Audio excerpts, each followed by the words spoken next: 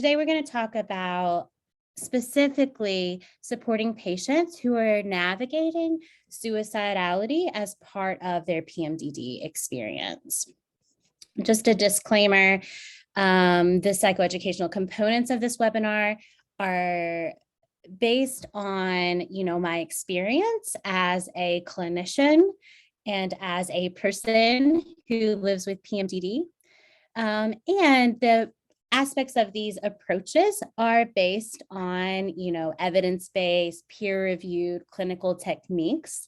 But the approach itself specifically for PMDD has not been clinically tested.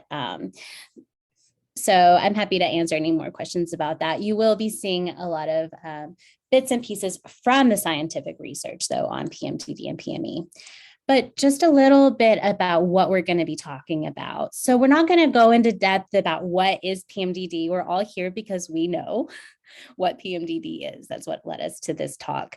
But I'm going to just go over like the brief highlights of what PMDD is, and then the DSM-5 diagnostic tools.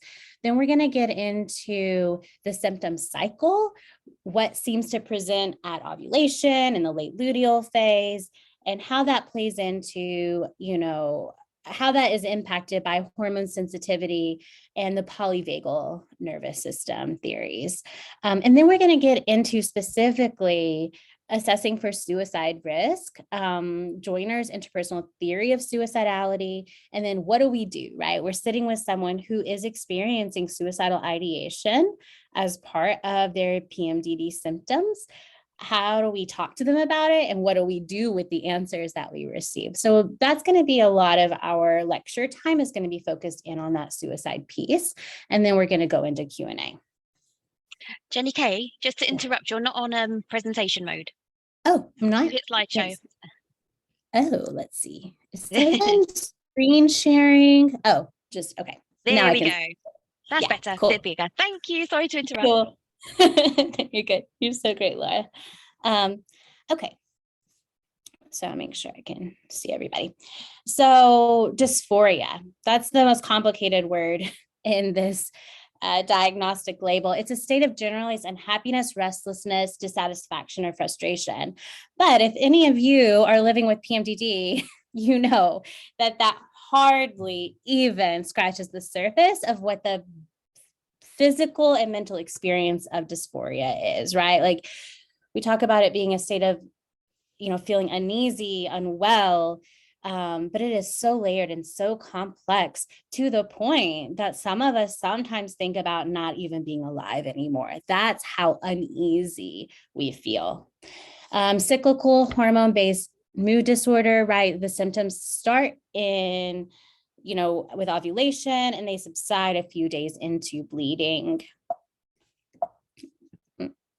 So about 8% of people who menstruate have been diagnosed with PMDD. We think that's probably a low number. It's probably actually a higher percentage, but there's a lot of misdiagnosis and misdiagnosis.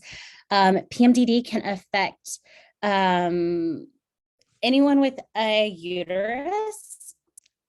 So that might be women, it might be people who are not women, right? And so PMDD can affect anyone who has a uterus. About 30% of people who have actually been diagnosed with PMDD attempt suicide. That's a really high rate. So suicidal ideation and suicide attempts are a big part of the PMDD experience. So how does someone get a diagnosis, right? Daily ratings over the course of 2 symptomatic cycles. There's a lot of great tools for these daily ratings. A lot of my patients use an app. They can even send me their data from their apps. There are some great diagnostic tracking tools on the IAPMD website. So I put that link there. Me-V-PMDD specifically was created based on the DSM-5 diagnostic criteria. So that's a great app to check out. This is the DSM-5 criteria. So I'll just give you a second to just kind of glance over that. And then we'll move on. Okay, so PMDD symptoms, when I'm working with patients, I like to think of it as the ovulation symptoms that arise, and then the luteal, late luteal phase symptoms that arrive. Of course, this is generalizations. It's different for every person. But this is some trends and patterns that I've found in my work with people. And this is why PMDD is often misdiagnosed as bipolar disorder, because in a lot of ways it presents as rapid cycling bipolar disorder, but tied to the menstrual cycle. So in ovulation, we have this rise in estrogen, and we see symptoms like hypomania, irritability and anger, existential angst, lots of relational conflict, and also the binge eating can come into play. And so again, PMDD and PME are a reaction to the fluctuations in the hormones. It's not a hormone problem or a lack of hormone balance, right? It's that change in hormones. So when we see the estrogen come up and then come down, it's that change, that fluctuation that sets off these symptoms. And then in the luteal phase, right, progesterone peaks, estrogen rises and falls again. That change leads to a lot of symptoms like brain fog, fatigue, hypersomnia, feeling the down, tearfulness, overwhelm. We see a lot of rejection sensitivity come up for folks. So not feeling okay in our relationships that maybe we felt okay in, the previous week or a couple of weeks ago. So feeling like the people in our lives don't really like us or love us, and maybe we're going to lose everyone. That's a really common thing that people talk about. Any thoughts or questions so far? Feel free to put things in the chat. I think maybe people are chatting a little bit. So Laura or Jacqueline, let me know if there's anything there that we want to talk about. So polyvagal theory. So the vagus nerve runs through the whole body, top to bottom, and it affects our functioning in every area of life. And I like to think of the polyvagal nervous system as like this window seat, right? So this lovely view, it's like a meadow with wildflowers. It's really pretty outside that window. At the top of the window, we see the ceiling, right? The ceiling doesn't look so great. It looks like things keep flying up there and messing up the ceiling a little bit, like it needs some love. That's our sympathetic nervous system response. So way up there at the top of that window, when our nervous system, our vagus nerve gets activated, we go up, up, up. And that's our fight, flight response. Our body's activated, there's a cortisol adrenaline dump, and we're way up high. Sometimes we get so far up that we drop down into the dorsal vagal. So we're not sitting in that cute little window seat. We're flat on the ground in freeze mode, feeling maybe really dissociated or really depressed, or we can't move. Everyone's nervous system works differently. Some of us tend to kind of live up there at sympathetic. Some of us tend to live more in the dorsal vagal, and some of us tend to shoot up into sympathetic, and then that crashes us down into dorsal vagal. But in between those nervous system survival states is our ventral vagal window of tolerance, right? That's the pretty little window seat where we could cozy up with a blanket and a book, and we feel connected to ourselves and other people. We feel regulated, we feel safe, we feel a sense of contentment. So when we are experiencing this internal hormone sensitivity, these reactions to the fluctuations in our hormones, it's triggering our nervous system survival responses, sending us up into sympathetic, sending us down into dorsal vagal. And we see those symptoms of, down here in dorsal vagal response, the brain fog, the fatigue, the depression, the sadness, we can't stop crying. In the sympathetic, we see the panic attacks, anger and irritability, that fight, flight response. And so as we work with PMDD, we want to help strengthen that ventral vagal window of tolerance so that it's wider, so that people aren't so quickly tipped up into sympathetic or down into dorsal, but also help people know what to do when they go up or they go down. And these things are neutral, right? Like sympathetic, dorsal responses, those aren't bad, right? And they're not good. They're just our nervous system's way of helping us navigate our everyday life experiences so that we can feel safe, so that we can regain safety when we've lost it. PMDD, when it comes into the picture, we have our typical nervous system fluctuations throughout the day, throughout the cycle, but then PMDD comes on board, right? And there's a little extra sensitivity because we have more stuff going on internally, which is maybe sending us up and down more often, more frequently. And when that happens, over and over, all throughout the day, we're so up and we're so down. Sometimes we just feel like we can't take it anymore and we're ready to be done with it. And that's when people start talking about, I just kind of wish I wasn't here anymore. I wish I didn't have to wake up and do this all over again today or next month. I feel done with it, right? And as clinicians, we ask questions like, when you say that, do you mean you're thinking about killing yourself, right? Like, what does that mean when you say that? And by asking this question, we also communicate that we can handle and tolerate the conversation with this person about these maybe very scary thoughts and feelings that they're having.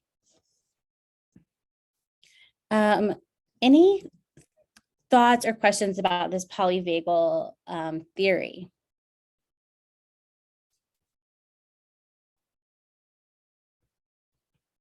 No. Okay. So this interpersonal theory of suicidality comes from the work of Dr. Thomas Joyner. So Joyner's research shows that, there's certain things that lead a person to be more likely to attempt suicide or die by suicide. One of those things is thwarted belongingness, feeling that we are alone. Like, I am alone in this. I don't have anyone, or maybe that late luteal phase, rejection sensitivity of, I do have people, but I don't really think that they actually like me. They don't actually love or care about me. Or I said this thing this morning that maybe they did love me yesterday, but they don't love me anymore, right? So now I'm alone. So the thwarting belongingness, I am alone, or the perceived burdenness. I am a burden to the people around me. I just cause them pain and suffering with my monthly cyclical symptoms that keep coming up over and over again. Like, I am just causing my partner, my kids, my friends, pain and suffering, and they don't deserve that, right? And so when this perceived burdenness comes up, or this thwarted belongingness, the mind starts to think about, well, maybe I don't want to do this anymore. Maybe I'd like to not be a person anymore. That's the desire for suicide that comes up. And then if that overlaps with capability, so we're talking plan, intent, the ability to carry through on a plan, that overlap is where we see the lethal or near lethal suicide attempts, right? And so just to note, right, it's perceived burdenness. Maybe this person is a pretty big burden to their family, or maybe they're not. Either way, that's what they're perceiving. And so I think as clinicians, our fixing and saving parts of us can come online pretty quickly. And we just want to say, no, you're not a burden. Oh, people do love you. I really think your partner, your friends do love you. You've got to have some friends, I'm sure, right? But for the person that we're talking to, they could start to feel very invalidated very quickly. And we're just getting into a debate, right? So we're not here to debate whether they feel like a burden or not. They feel like a burden. So maybe we can talk with the parts of them that feel like a burden. What's making them feel that way? What's happening in their life that's like giving them data that's making their brain go in this direction? And maybe, is it okay that sometimes we're burdensome? Sometimes I'm not great to live with. that's just the reality. Sometimes I'm really wonderful to live with, right? And my partner and my kids feel very lucky to be in my presence. That's not always true every day. And so maybe it's okay that sometimes we're a lot to deal with. And that's just built into being human, right? So if we can kind of dissect it, but not debate it. And thwarted belongingness, are they alone actually? Are they really truly alone in their life? Can we sit with that with them, hold that with them, process the grief of being alone instead of trying to convince them that they're not, right? But so when we feel so alone, feel like such a burden, we start to think, maybe I should just die. And then that capability, when that comes on board, we see higher risk, right?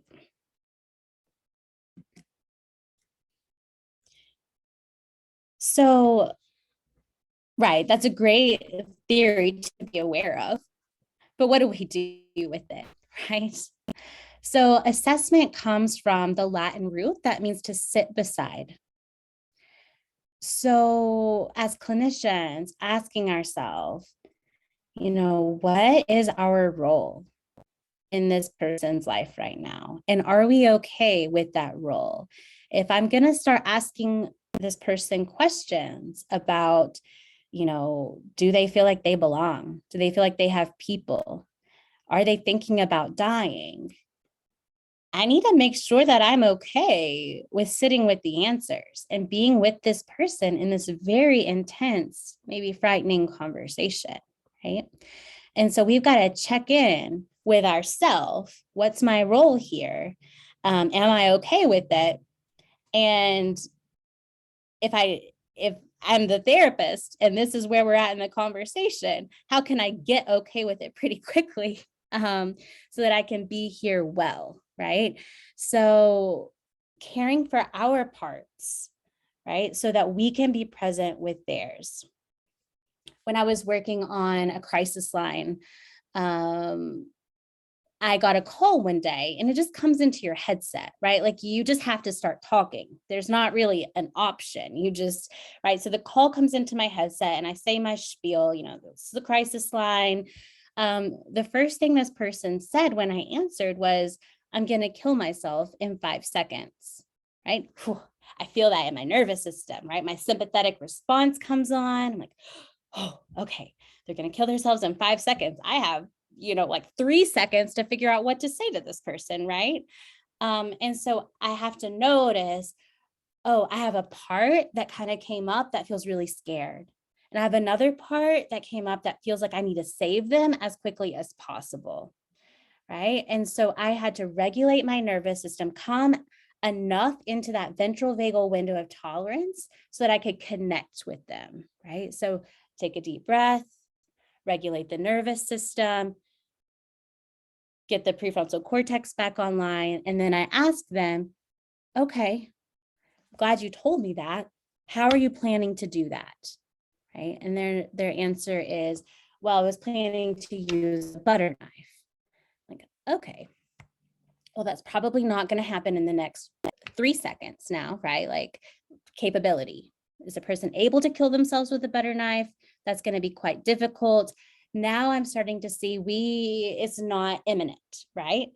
And so then we go deeper into that ventral vagal window of tolerance, connecting with this person, right? Sitting beside them in this moment of distress. What they're communicating to me is that they're in so much pain right now in this moment that they want to die as soon as possible. But other data is also letting me know that they are safe enough in this moment for us to keep having a conversation, right? And so what is my role? Now I know that my role is to be in the conversation.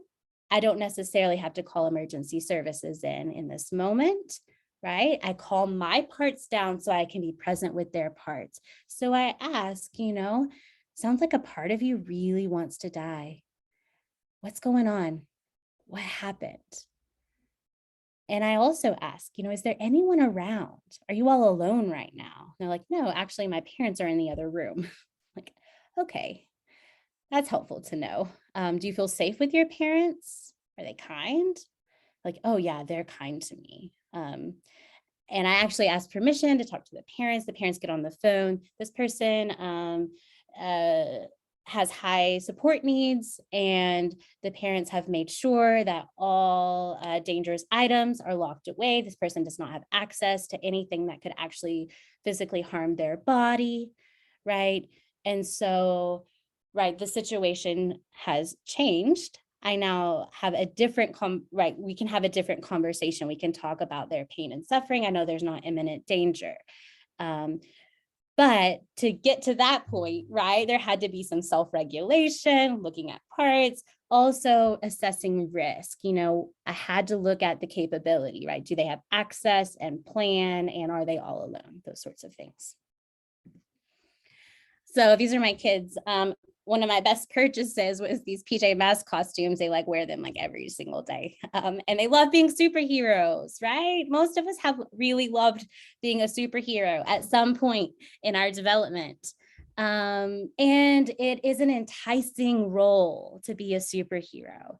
But we know that in trauma, we can very quickly get into this very dangerous triangulation where there's a rescuer, right? The superhero, a victim, and the perpetrator.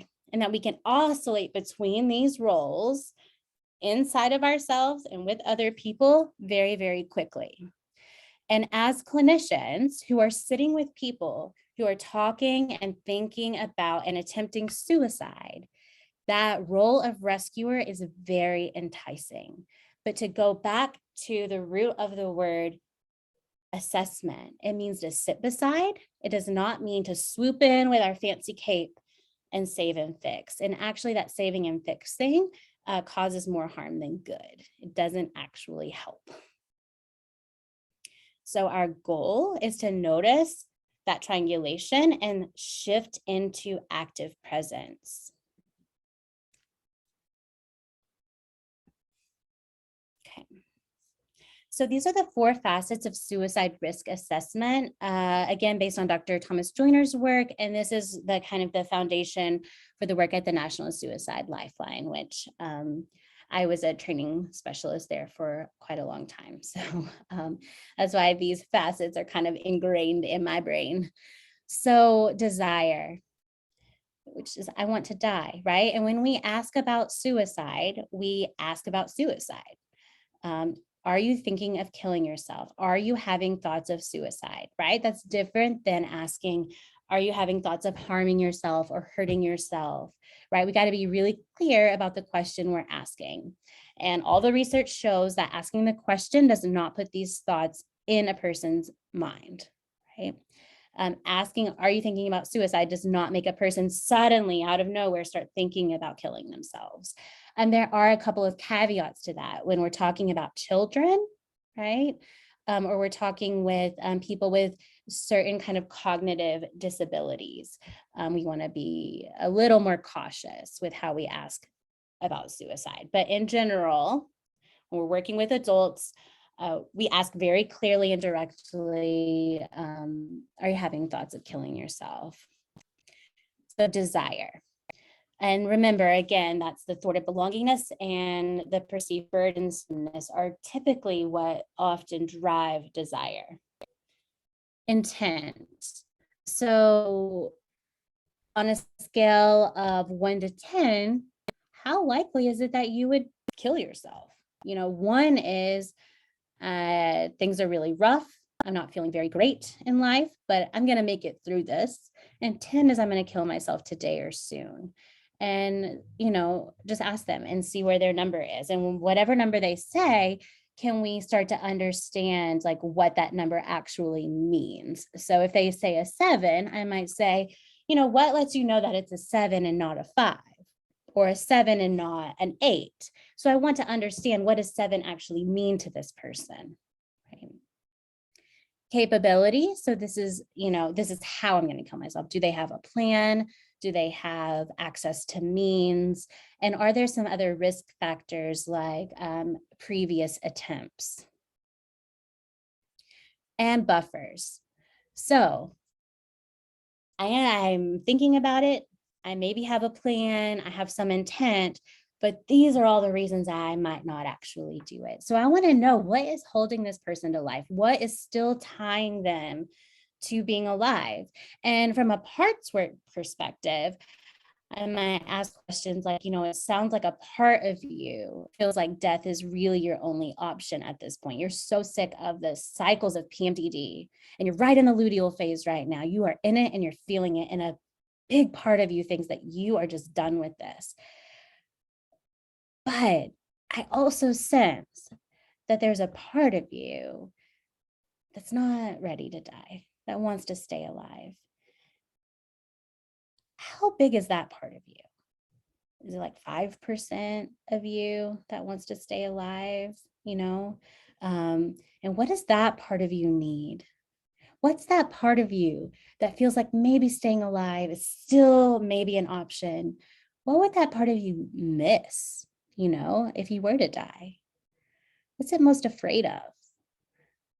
What is it like about being alive? I might also ask about the parts that, feel like death really is the only option. Maybe there are things in this person's life that do need to die, but does the whole person need to die? Like, maybe it's time that the job that they hate, that's toxic and horrible, is it time for their job to die? Sometimes we equate a feeling of needing desperately a very serious change with having to get rid of our whole being, right? That all or nothing thinking. When prefrontal cortex shuts down, we go into this sympathetic mode, right? It can feel very all or nothing. So what in your life needs to die? Is it all of you, or just, some aspects of your daily struggle? So desire, intent, capability, and buffers.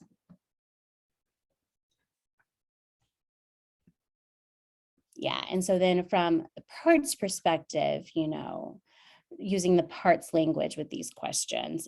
And as we use this parts language, it helps this person unblend from the parts that are in high urgency, that are in high sympathetic or super intense dorsal vagal response. It helps the person unblend from that and step away from it and see that, oh, there's an aspect of me that's feeling like no one loves me. There's a part of me that feels like everything is pointless and meaningless and hopeless, right? But that's not all of who I am. It's a part of me communicating with me.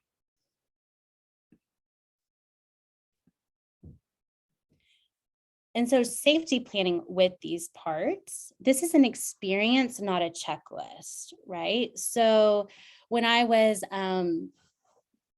in leadership position at the crisis line, right, we get calls in, and I noticed that there was kind of this tendency for clinicians to just redirect the call or start throwing resources at the caller pretty quickly, right? And so as therapists, our role isn't necessarily triage. Maybe sometimes that's our role, but primarily our role is to show up with a whole lot of presence, right? So assessment, safety planning, therapy, that's an experience. It's not a checklist. We show up with our whole being. We be present with this person. And that in itself is an intervention. And if we also need to get them to a crisis stabilization unit for a higher level of care, yeah, that can also be part of our role. But that triage part of our role is just like a small percentage of what we do with folks, right?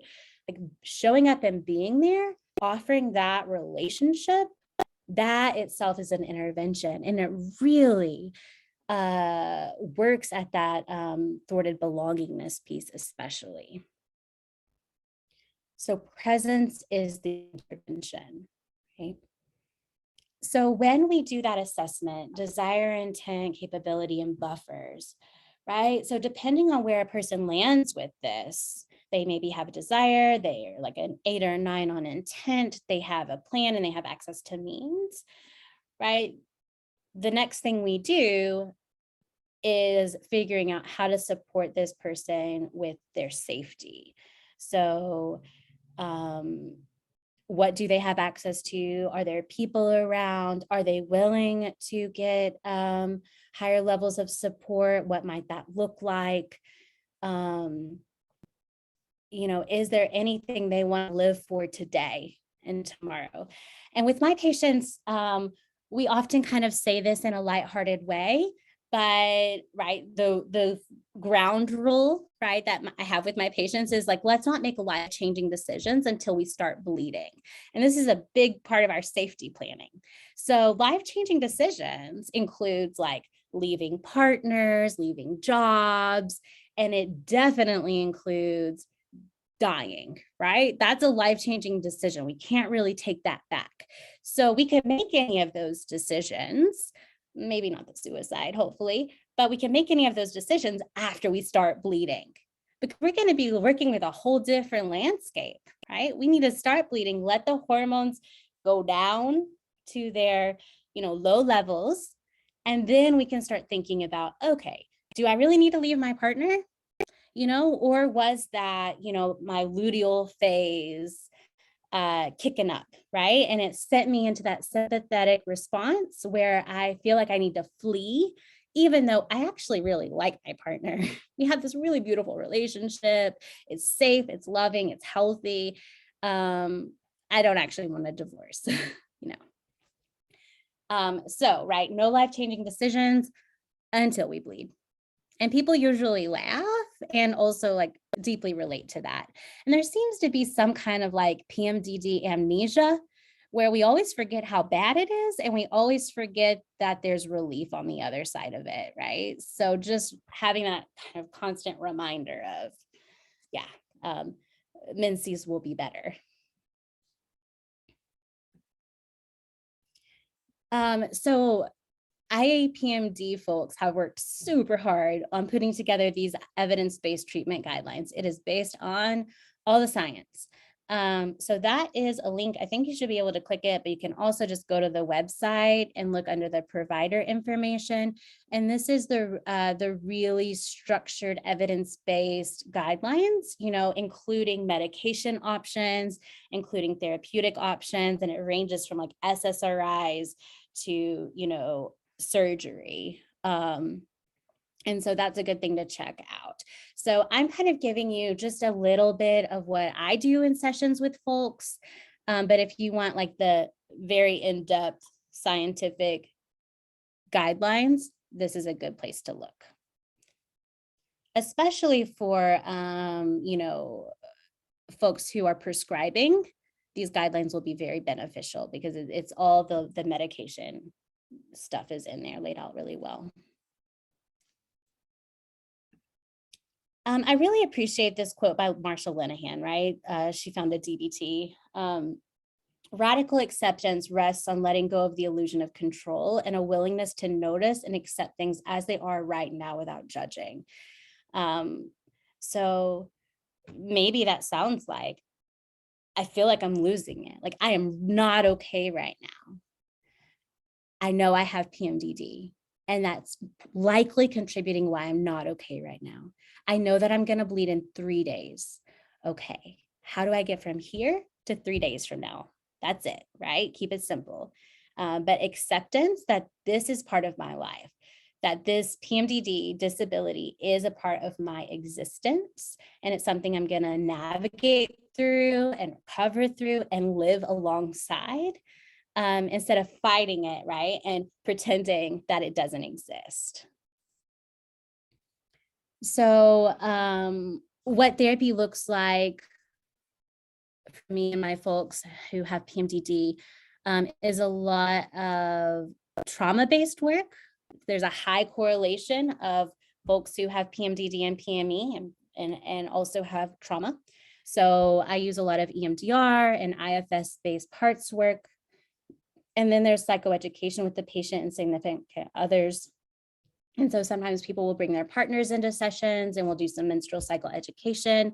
So we go from like basic menstrual cycle education to all the intricacies of PMDD and PME. So I have whiteboards on my walls. You probably can't see them, but we draw out a big circle and I'm like, cycle day 1, tell me what happened. Cycle day 1 is the first day you bleed. What's it like? Is it a lot of blood? Is it clotty? Do you have cramps? What are your emotions like on those days? What do your relationships feel like? How do you feel about food? And we go through each day of the cycle. And in this process, I do a lot of teaching and educating on how the menstrual cycle works. But also I'm looking for information that might indicate that this person needs other types of care, like gynecological care, or so, people will tell me, like, so I'll ask them, do you have clots? How bad are the cramps? And they'll say, I have clots like the size of a golf ball or a tennis ball. I've heard that before. And how bad are the cramps? Well, I pass out, I throw up. And so I have to explain to people, that's not normal, right? Like that deserves treatment. It deserves medical care. Let's get you connected to a really good gynecologist who can support you with that. And we'll keep working on this other piece too, right? So people don't actually know a lot of times what's normal and what's not normal. They've just been living with it forever. And maybe they've been invalidated by their families, like, oh, just buck up and live through the pain. Well, the pain is actually making you collapse on the bathroom floor. Like, let's do something about the pain. Let's listen to that pain and take good care of your body. So lots of education, lots of trauma work and parts work. And then I also bring in some somatic work through meditation and some movement, and then the AccuWellness, which is a 5-needle ear acupuncture protocol. And another aspect of this, again, is the collaborative care piece. So sometimes I think of like PMDD being like a volleyball game, and PMDD is the volleyball, and everyone's like, who does this belong to? Oh, I'm going to pass it over to the therapist. Ooh, no, not us. I'm going to pass it over to the gynecologist. Nah, we'll send it to the psychiatrist. But what if all of us were like, you know what? I love this volleyball. Let's all choose it. Let's be on a team together, and let's all say, yes, this issue is for me. I choose this issue. I'm going to show up for these patients, right? And so instead of passing it all around, we come together, gynecology, psychiatry, social work and psychology, primary care, dietitians, and the school and workplace. And so I live in Fayetteville, Arkansas, right? I have a whole network, gynecologists, PCPs, write letters to the university, right? Like it takes all of us to do really good integrative PMDD care. That's everything from the therapy work to the medication management to accommodations in the university setting, the high school setting, primary care work, and then the working with a dietitian and nutritionist can be really helpful too, right? So this issue belongs to all of us. Also, none of us would exist if it wasn't for menstrual cycles, right? That's another reason that this belongs to all of us. All right. So let's switch over to Q&A. So if you want to turn your videos on, I would love to see your faces. And then maybe you can raise a hand and we'll call on you, and you can unmute yourself so we can chat.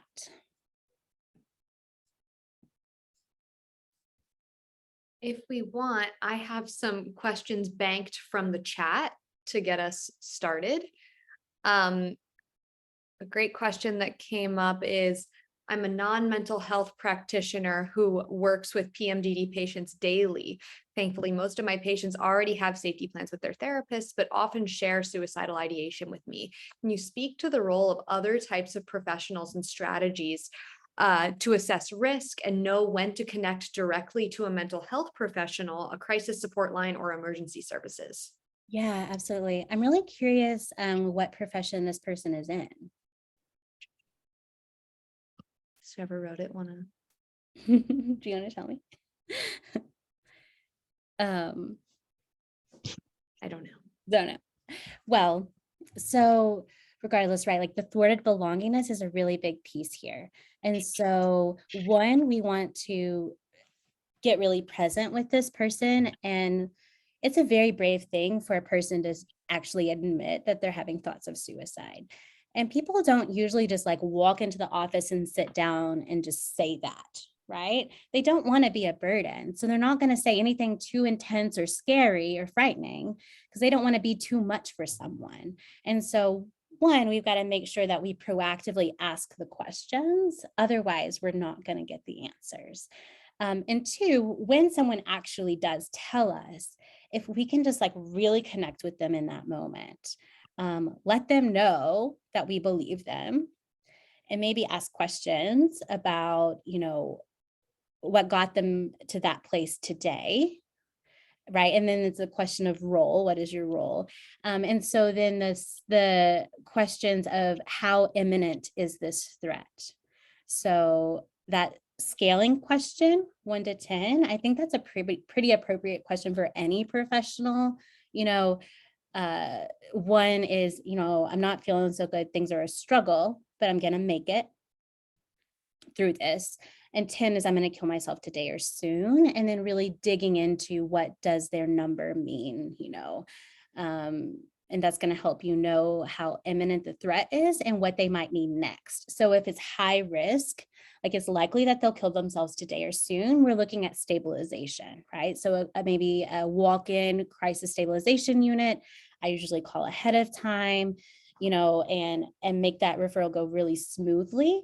Transitioning them into that higher level of care. They could also go to an emergency department or a psychiatric unit, often has 24/7 assessments available. And so I want to call ahead, refer, talk to this person. I might even have my office manager call them, while they're driving there, or maybe they get to the parking lot, but it's really scary to walk in the door. So my office manager will be on the phone with them as they walk into the door. We follow up, make sure that they got there, right, for those high risk. If it's imminent risk, right, that's where we talk about like welfare checks, where we're getting emergency services coming to their house or coming to where they're at. Lower risk, right? So like 7-ish, 8-ish and under, right? We need that active presence and what kinds of supports do they need right now, today, this week? Are there safe people that they can be around? If there's not, do you have any resources in your community for that? Maybe it's intensive outpatient, so they're doing therapy like 3 or 4 days a week. It really depends on the circumstance and situation, but I hope that was helpful. Sorry, just really quickly, I'm aware that some people can't turn their cameras on, so I have to go through and ask everyone to turn theirs on. Feel free to ignore it if you don't want to. I just have to send you the request, so ignore.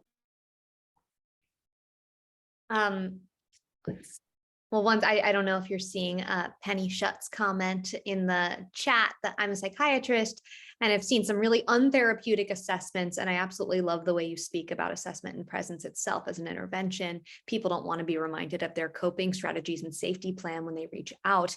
They need connection and care. And this is so valuable to hear spoken out loud. Love your approach. Yeah, I'm Jackie Ross. I'm kind of helping out with hosting today. I'm a clinical psychologist who treats premenstrual disorders in Chicago. And I wanted to ask a question related, kind of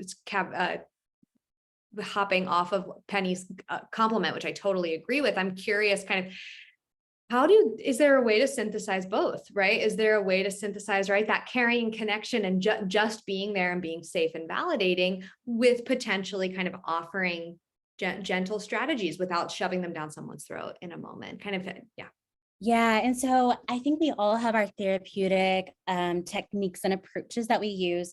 One of my approaches that I love so deeply, to like deep down in my soul, is IFS. It's the internal family systems parts work. And so, yeah, in that very kind compliment, which I really appreciate, especially since I'm in PMDD right now, was that like shoving coping skills at people. People don't love that and they don't respond well to that.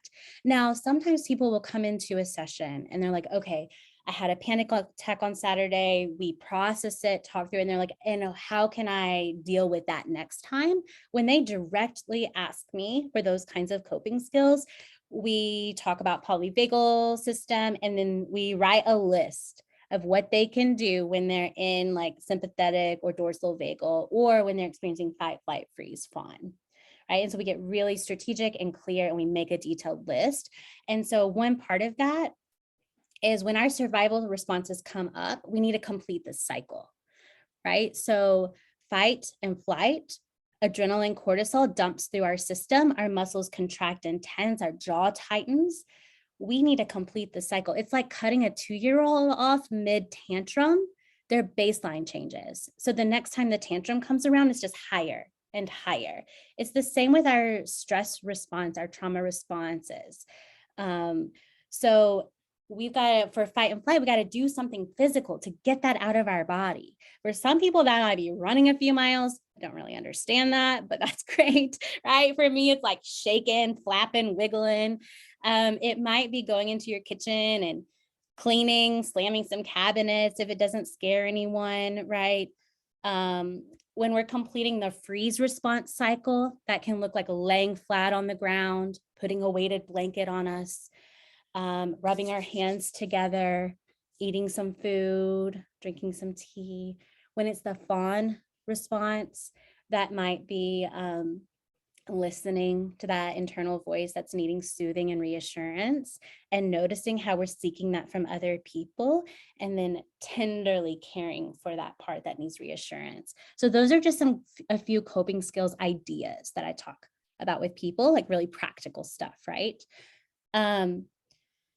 So outside of those direct asks, I really like to really think in terms of a parts framework. So that would be this part of this person is sitting in front of me and telling me that they need to die. I usually go through kind of an IFS approach to that. So I'll say that part of you that's pretty sure that death is the best option for you right now. Where do you feel that in your body? Just take a second, drop inside. Where do you feel sensation, tenseness, tightness in your body? And they might say, oh my God, I feel like I'm going to throw up. My stomach is so upset, or my face feels hot, or my shoulders feel tight, right? And it's usually going to be one part of the body.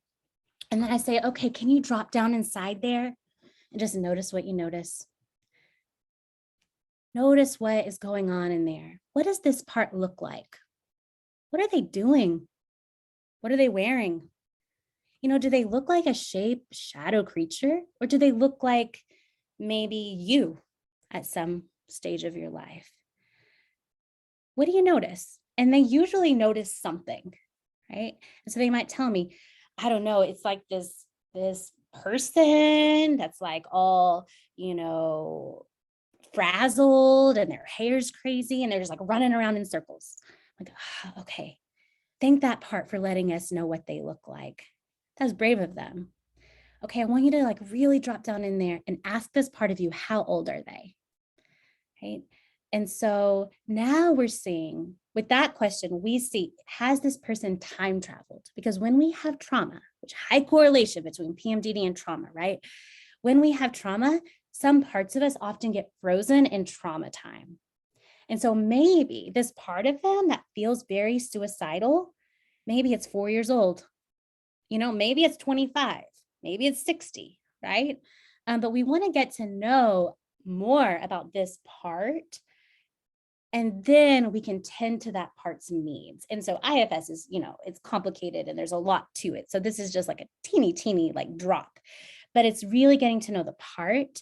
And then we can figure out the safety planning and the coping for what this part needs. And maybe being seen and validated and believed is what this part needs. And maybe this part, needs to quit their job, or needs to get on Zoloft, or, there's a lot of options out there of how we move forward.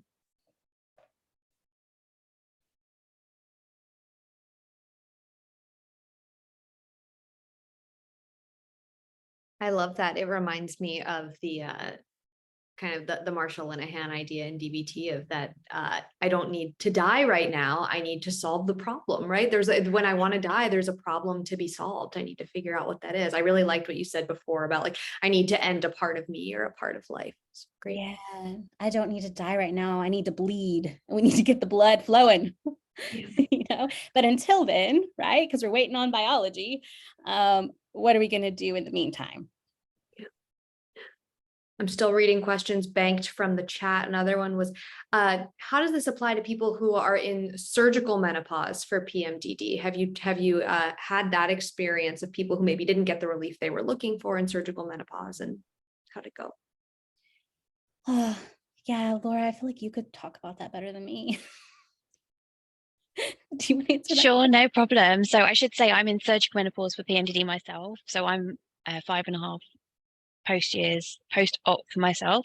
And it can be, and also I should say I don't have a medical background. I am here as a patient expert level. It can be incredibly difficult, and I think also the expectations can be incredibly high. I think often patients we see aren't counseled in the fact that it's not like removing a tumor where you remove that tumor and they sew you up and you're all done. You know, the surgery is 50% of the treatment. The other 50% is getting the HRT right, if you can take it, and time. You know, the first year can be incredibly difficult. So I think managing those expectations and making sure they're under menopause care, that where the menopause, where the doctor understands surgical menopause and the difference between an HRT that's needed for natural menopause and a surgical menopause. So I think a lot of the interventions that you were talking about, Jenni Kay, are the same. I think because there's not the pattern perhaps that comes with, I say 28-day cycle, the sort of average cycle where that there is an end in sight. I think it can be a bit difficult. It's quite common to have bumps in especially in the first year when your body's depleting of natural hormone levels, when you're starting or stopping any HRT treatment. Those fluctuations again can cause PMDD-like symptoms. So I think, as you were saying, the interventions are the same, but it's being patient and knowing, that often those bumps will pass, and it might not be on the time frame where you're waiting for the blood, unfortunately. But I think what my partner used to say to me, like, you've done the marathon now, you're just doing like the last bit, you're over the finishing line, and it's just like, you're on the right path, just keep going. So yeah, absolutely. Thanks for sharing that, Laura.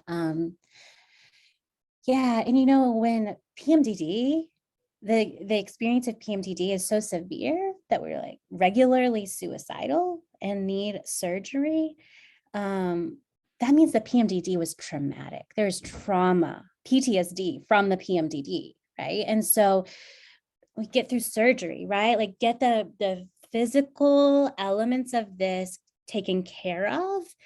Now it's sometimes also treating the trauma that came from living with this disability for so long. And our brain gets rewired based on trauma. And so I think that's kind of the next chapter work too, post-surgery, is reprocessing the trauma of having lived with it all these years.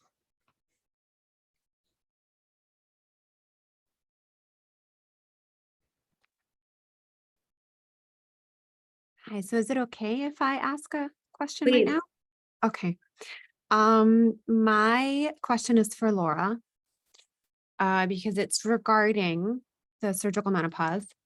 And really what I wanted to know, if you, just in your own experience, could give a percentage base that you can maybe separate from what was just spoken about regarding the trauma-based part of going through something like that, and just spoke more on during the HRT and things like that, how often you seemed to enter the type of thoughts that happened during PMDD compared to when you didn't. I think that would be something really helpful to understand, because what I've been seeing is that there's still so much of this thought that poof, it's going to be gone.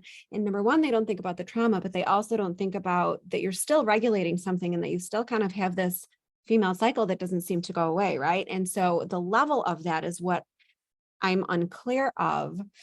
So if just in your own personal thought, you could tell me Of how much course. better you feel. So I would say, so I'm 5.5 years post-op now, so I'm quite far down the road. But I think the first year especially was partly really boring and very confusing, because like Jenni Kay said, you're unpacking kind of all that trauma. And I think we see a lot within the community. I know Sandy's here as well. See a lot within the community that people go to coping mechanisms that you've had to learn along the way to get you through and keep you alive. And perhaps post-op or when you're level, they're not the best coping strategies anymore. So perhaps your thought immediately goes to, I know I've heard this before, you know, I need to die, this needs to stop. But because that's your kind of go-to as an out. And yet when you're in surgical menopause, it's different because you're kind of on the other side of it. I think I would say that I had very extreme reactions to starting HRT. Whenever I've started, stopped, missed a HRT dose. Well, missed about 3. That seems to be about my limit. If I ran out and I missed 3, and it was like an incredibly intense PMDD episode for about 3.5 weeks before it passed. But I'm really happy to talk to you at any point just about personal experiences. And yeah, Sandy's just added some really helpful information in the chat as well. But I think it's patience, unfortunately, and it's sitting with a person and, you know, realizing that it doesn't go away straight away, but they're kind of on the other kind of side of the trauma. And after a bit of time, you can start working through it, but it does take time, unfortunately.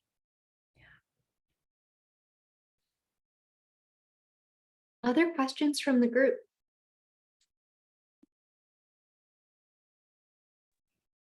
Hi, my name is Mandy. I had asked the question before about non-mental health professionals. So a follow-up question to that is, I have patients that they really express resistance in either sharing their suicidal ideation with loved ones and or returning to therapy because of overreactions when they've shared their suicidal thoughts in the past.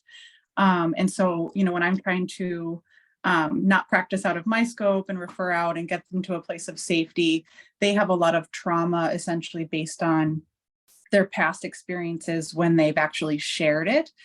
So I don't know if you have any helpful thoughts on that, and some even resistant to going back to therapy at all, just based on, you know, whoever they were seeing in their experience with PMDD. Yeah, absolutely. And that's why, yeah, I think the presence as an intervention is so crucial, right? Because people constantly feel like they're being got rid of and sent off to very scary places. And I also always want to think about intersectionality. Is this a person who is in extra danger if like emergency services are called? Do they have extra fears around maybe law enforcement showing up at their house, and they may be in more physical danger, right? If a welfare check is called. And so I think that's why it can be really helpful to really develop collaborative relationships with specific therapists and specific doctors, gynecologists, right? Like I kind of have my safe list. And when people are really scared about that, right? I just get really creative. So like Dr. Markel is one of my primary contacts here. She's a great gynecologist, but lots of people are very scared to go to a gynecologist or a doctor, just like they're scared to go to a therapist. So one idea that's just popping in my mind is I might go to her office and turn on my camera, and it's me and her talking, and we walk around and we walk to her waiting room and we walk in her office and we walk into the exam room, and I'm videoing all of it, right? And Dr. Markel and I are talking back and forth, right? And showing the human connection But yeah, if there's specific therapists, and maybe even have those therapists come to the clinic sometimes, like, can you do a warm handoff? I have gone into a session with an acupuncturist, right? Like, they had a patient who really needed a therapist, but that they were terrified of talking to someone about suicide. So I just went to their acupuncture appointment with their consent, obviously, right? And this can get time laborsome. So we can't do this for everyone all the time, but can we do it when it really matters, when it really counts? And so those warm handoffs, those deep relationships, like, I know this professional, and those, warm referrals, that kind of thing. Does that help at all? Yes, it does. Yeah, thank you. Yeah. Oh, what is your profession, by the way? I'm a dietitian and I have a functional medicine practice. Oh, that's great. That's great. I have a functional nutritionist that's like right next door to me, and she does the Arvigo massage, and it's so great. So yeah, those relationships are so important. Yes, beautiful. Yeah, and I've been talking more with like groups of therapists and groups of OBGYNs just to help further education around PMDD and hearing the challenges from their side, which has been really helpful. When I refer out, I kind of know what the other professional on the other side is thinking about too. So working on those relationships for sure. That's great. I had a lot of my patients were really needing that nutrition support, but they were very nervous. So Jessica Johnson, who's the nutritionist that works next door to me, I just invited her to come and do a workshop with me, and I invited all the patients. And I was like, this is, it's like free or whatever, and you get to meet her and I will be there. And, just to like break down those barriers to access as much as possible. Yeah. We have a few more questions from the chat too. One just came in, a question from earlier. Quick clarifying question for the crowd. Let's say I have a patient with MDD who usually has no suicidal ideation, but the week before her period, she always gets really bad suicidal ideation. Would this be PMDD or premenstrual exacerbation of MDD? That's a really good question. And I actually didn't talk about PME earlier. I just like threw out the acronym, right? So PMDD, premenstrual dysphoric disorder, PME is premenstrual exacerbation of an underlying psychiatric condition, right? So with PME, a patient has a diagnosis that they're living with all month long, every month, right, as a part of their life. In this specific example, it's major depression. But then in the luteal phase, there's an exacerbation of that underlying condition. So in this case, depression, plus on top of that, PMDD symptoms, right? And so I would say, I don't know, Laura might know the numbers or Sandy might know the numbers, but I would say that the majority of people actually have PME, not PMDD, right? There's usually something else on board too, whether it's anxiety or depression or PTSD or a dissociative disorder, right? It could be any number of things. But with PME, we see a mental health condition happening all cycle long, an exacerbation of that condition in the luteal phase, and then on top of it, PMDD symptoms, right? So what the person who asked the question described, my just hunch would be, we're looking at PME. The daily ratings, cycle tracking, is going to really help us parse out those diagnoses. I also just want to add, like, someone can have PMDD and a comorbid diagnosis, even if it's not PME, right? Like, it could Absolutely, be PMDD and then have a separate comorbid diagnosis. It's so messy and complicated, which is why those daily ratings are so important. Yeah, good point too. That's good. Yeah. We've got another one from the group. Any suggestions for how to help a patient whose cycles are different lengths every time and don't always bleed? They're on a progestin only pill. A combined pill is contraindicated, so they don't always bleed, but still have ovulation, etc. Given that there's no clear endpoint of bleeding, so they can't necessarily tell themselves it'll be over on X or Y day, what might you suggest? Gosh, that's so hard. Yeah, that is so hard. I have a lot of folks who are in that situation too, right? And in some ways, the bleeding is just like, it gives relief. We do have that containment, right? And so, I mean, one is validating that it's really hard and painful to not have a containment, to not have a schedule or a rhythm with it. And it's also kind of chaotic and we don't know what's going to happen when. I usually get really curious with folks, like, what is that progestin pill for?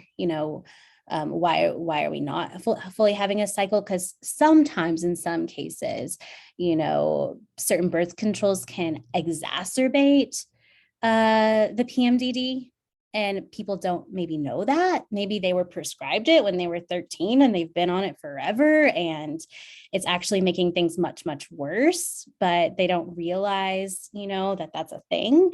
And so I always get really curious with folks, like, are you taking this so you don't get pregnant, or is it for this other myriad of reasons? How did you feel? How were your menstrual cycles before you got on it? What's it been like after you got on it?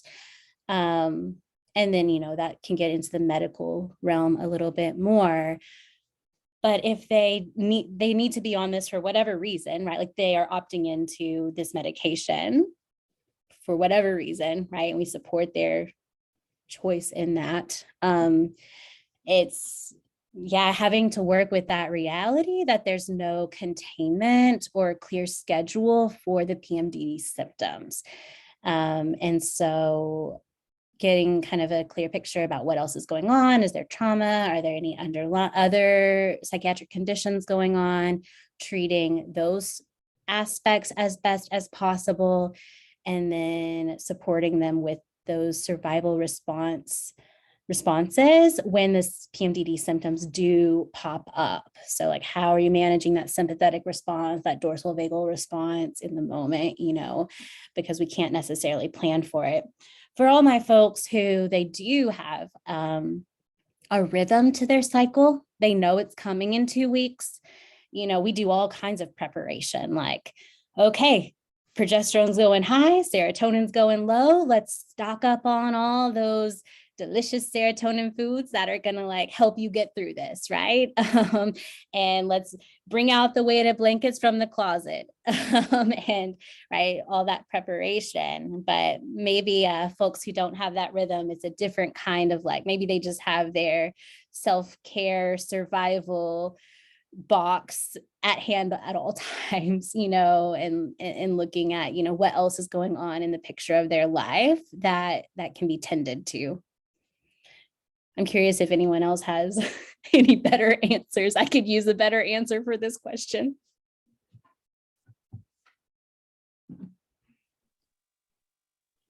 I had shared in the chat that I'll do a lot of like body literacy and help them recognize the, physical signs, cervical mucus changes, options for basal body temperature tracking, and then combining that with, their iHealth app or whatever they're using for looking at their average cycle lengths. And that gives them at least a ballpark and a little bit more security and a sense of safety that at least within a few days, they have an idea of when their cycle would arrive. Yeah, absolutely. Cervical mucus changes, breast tenderness, all of that. Those are good indications that things are ramping up. For me personally, my cycle, the reason that I started focusing on this in my practice was because I'm also somebody who has it. So I'm sure that's got a lot of us. But for me, my cycle ranges from 24 days to 37 days. So during my entire life leading up to that moment, I would constantly be trying to figure out what my diagnoses were. Was it bipolar? Was it this? Was it that? Because it seemed so non-cyclical. Yeah. And it wasn't until I really stopped even thinking about the physical side of the cycle. And I'm like, this is something I'm actually totally going to write a book about, because it's not necessarily always correlated 100% with your physical signs. So if you really rely going deeper on that and tracking your pervasive thought of the day, your pervasive moment of the, emotion of the day, and the triggers of your day and stuff like that, you can actually begin to find those nuances within yourself, regardless of where you are in your cycle, that says, you know what, my left toe hurts every single time I'm going to be close to XYZ. You know, and so you actually can become so in tune with your emotions and your body that your cycle isn't telling you, you're actually predicting your cycle, right? So you go really deeper into that. And it's really helped me, regardless of the fact that sometimes I'm 25 day and sometimes I'm 30 whatever day. Yeah. I also have recently been using a saliva scope. I don't know if any of you guys have used that, where you're really monitoring your saliva based on looking through a microscope, and it changes depending on where you are in your cycle. Even more so, you can visualize it more so than some of the other physical things. So those are kind of the ways that it would be for me to, when I work with somebody now and they're like, well, my cycle's all over the place. And I tell them that's actually doesn't matter. Like it doesn't matter if you really go deeper within self. Cool. Yeah, that's great. Yeah. Thank you. After all these years of living with PMDD, working with PMDD, I know what estrogen feels like in my body. It is distinct. And I know what progesterone feels like in my body. And that isn't based on cervical mucus or blood or, all the other stuff. Like that stuff is helpful, but like, I can tell that people, like, I brain feel my feeling I hormone have, that's coming in today. progesterone. Yeah. And I can feel where in my body I feel it. Earlier, you were asking a question about where do you feel this in your body? And I thought, well, that's, even during that trauma, that's what I ask myself every day. Like, where do I feel this? And you can feel the hormone as it enters your body. And I'm so glad you brought that up, because I try to explain that to people and they're like, I don't get it. And I'm like, if you pay attention for a long period of time, like we're talking 6 months, a year, those are your minimums, you'll really know it and feel it. Because we're sensitive, right? Like Dr. Tori, she's the one that kind of coined the hormone sensitivity hashtag for PMDD, I think. Like we're sensitive folks, right? And it's a sensitivity to these fluctuations. And so we can use that sensitivity to really know ourselves and find our rhythm with this. Yeah. Yeah. And then once you know that self, it's so easier to support yourself through it. Yeah. Right. So it's just a whole new world. And that's what I've been trying to work through, even with patient. Like it becomes, luteal phase becomes a different thing. All the phases become different things once you're able to allow that, once you get out of that beginning suicidal ideation phase and learn and, all of that. So it was really, really an interesting question. I was glad that somebody asked that. What else? What other thoughts? I've got just when Samantha was talking, it made me think actually, I've seen some people in groups who are kind of now anti-tracking because everything in their life became so focused around, I'm not saying it's wrong, I just thought it was a really interesting, different perspective. And they were saying actually we stopped tracking because otherwise every day I'm on the countdown. I know what's coming, like in 3 days' time, in 4 days' time. I kind of had that specific information.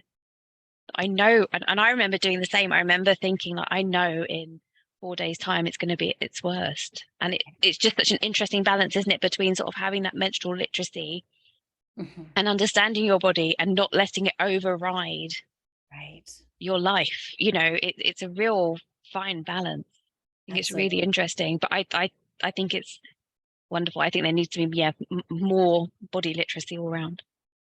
Yeah, that's great. What other thoughts do people have or questions? I'm just really quickly going to respond to Mandy Rother just said we need a support group for professionals with PMDD working for folks with PMDD. So there is scope for that within the IAPMD Professional Community. We have a small UK PMDD complex care discussion group already, and I think we're starting a UK research group already, and that's as well for discussion, peer support, information taking, networking. So if that's something that one of you would like to head up, that's the issue. If someone's interested in kind of like leading that, we help with all the tech, etc.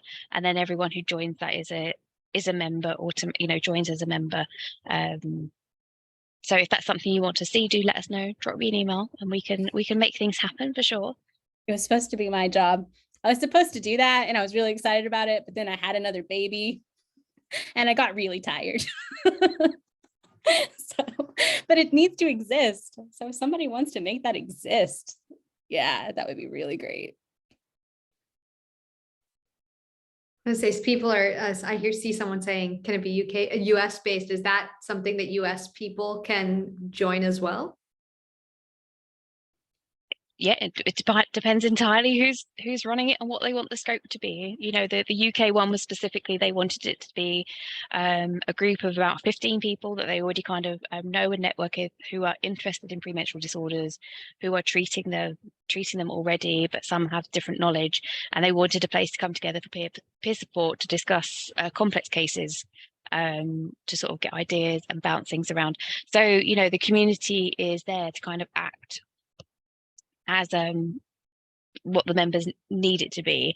I just think as long as we're very honest about, you know, a lot of what we do is run on volunteer time. So it would need someone to kind of head that up. But if people have ideas of things they'd like to run within the professional community that's kind of under our remit, you know, that's what we're here for. And if you're well supported, then you can support patients. So that's what we want to see.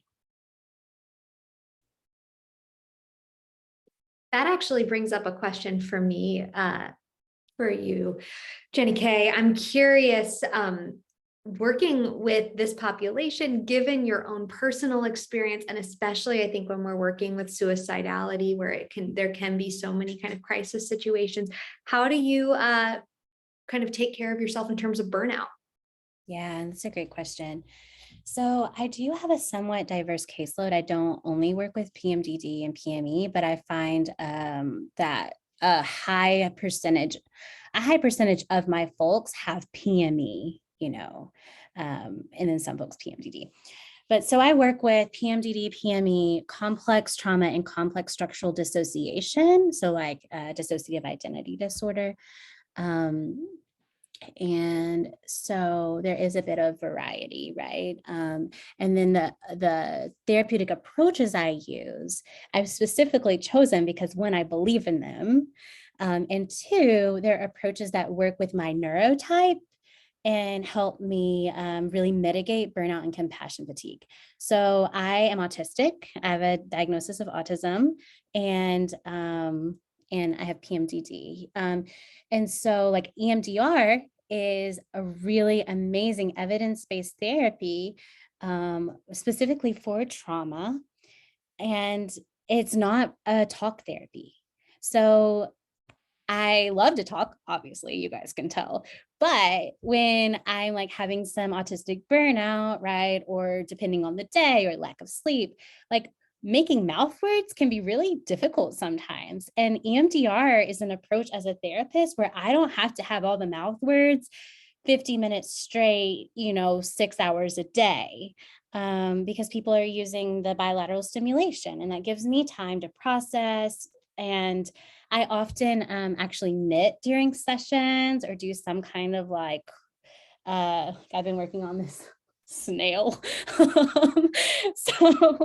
But like knitting specifically is bilateral stimulation. So it helps my brain process. So, I'll be doing EMDR with someone, maybe also knitting, or if we're doing a verbal talk therapy, I might be knitting, and it helps me process as I go, and it mitigates some compassion fatigue and burnout that way, just built into my day. So like being a mom, as a new mom especially, I was like, okay, this baby has turned into a to-do list. All day long, I have to do all of these things. And at 7:30, when I put the kid to bed, then I can be a person and I can eat and sleep and watch TV and rest, right? That's not sustainable. And as a therapist, it wasn't sustainable either. Like I'm going to give all day long. And then at 4:30, from 4:30 to 5:30, I can like get my needs met.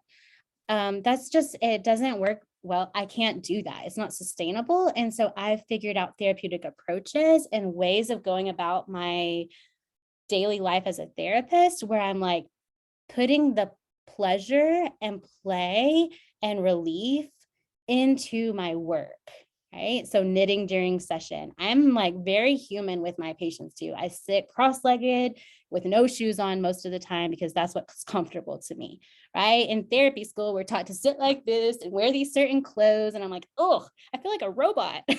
I feel very sensory uncomfortable all day. And that led to more dissociation, more exhaustion.